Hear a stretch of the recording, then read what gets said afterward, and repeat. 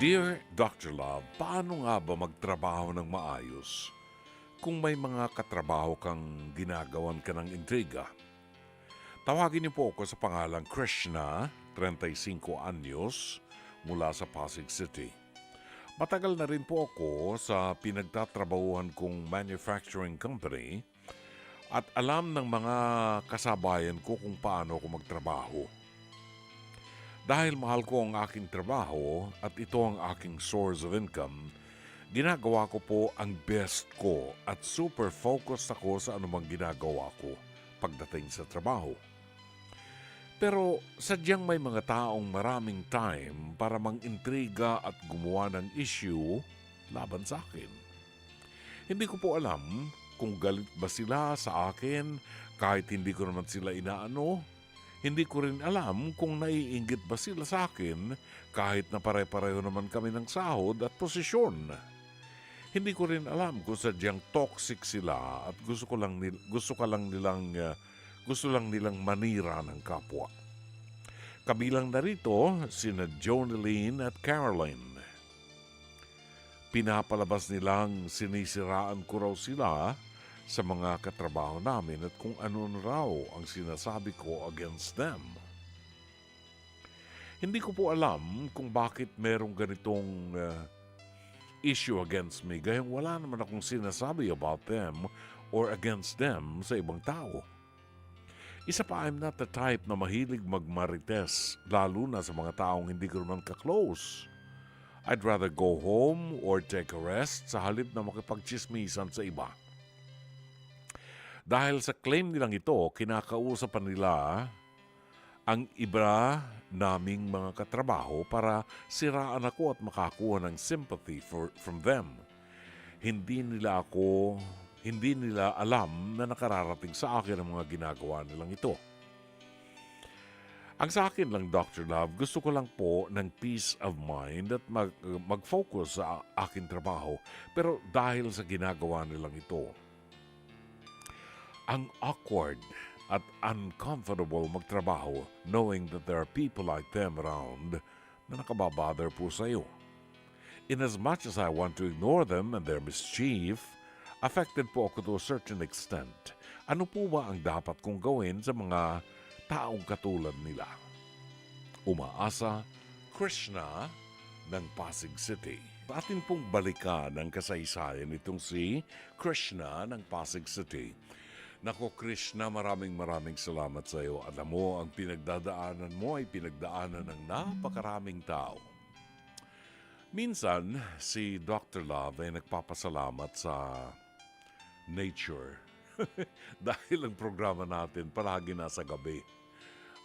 In the early days of our program, na-assign pa tayo ng hanggang alauna ng umaga hanggang alas 3, alas 12 hanggang alas 2 ng umaga, 11 to 1, 10 to 12, ngayon ay 8:30 to 10.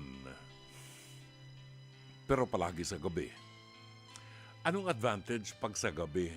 Well, iba sa broadcast, sa amin kasi, mas maraming tao sa daytime, sa gabi, skeletal force lang kami. Ganyan. Unless merong malakihang kalamidad, yan, nandiyan ang mga taga-news, di ba?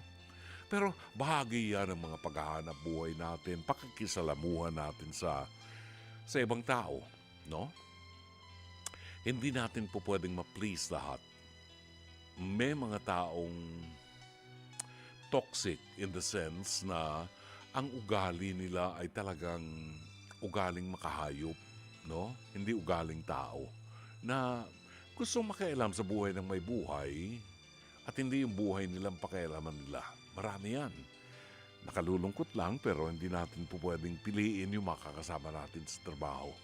Ang mahalaga ay nagagampanan natin ang ating tungkulin dahil tumatanggap tayo ng sweldo buhat sa kumpanya.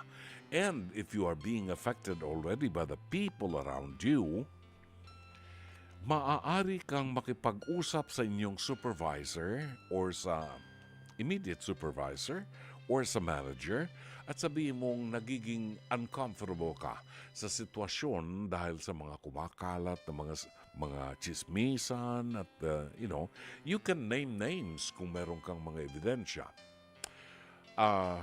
Kailangang malaman ng management ang bagay na yan sapagkat makaka-apekto yan sa performance ng bawat isang tao, lalo kung ikaw ang apektado. Pero siguro gusto ko lang ibahagi sa iyo na may isang paraan pa. If you can't beat them, join them. Sabi nga, hindi mo kinakailangan maging chismosa o maging marites katulad nila. Hindi mo kailangan maging mabait sa kanila. Hindi mo kailangan manira ng kapwa at gawin yung kanilang maling ginagawa. Pero mas maganda at kung kaya mong gawin is to make friends with them. Alamin mo kung anong weaknesses sa mga tinamaan ng kulog ng mga mahaderang mga babaeng yan. Kung kaya mong bumili ng Toblerone, alam mo yung mga malalaking, ganyang kalalaking Toblerone, yung regaluhan mo sila ng Toblerone, isaksak mo yung tsokolate sa bunganga nila hanggang hindi natutunaw yung tsokolate, hindi makakapagsalita yan. Pero minsan, nagiging effective yung palagi tayo nakangiti sa kanila kahit walang hiya ang mga taong yan sa atin, pinakikitaan natin ang mas maganda.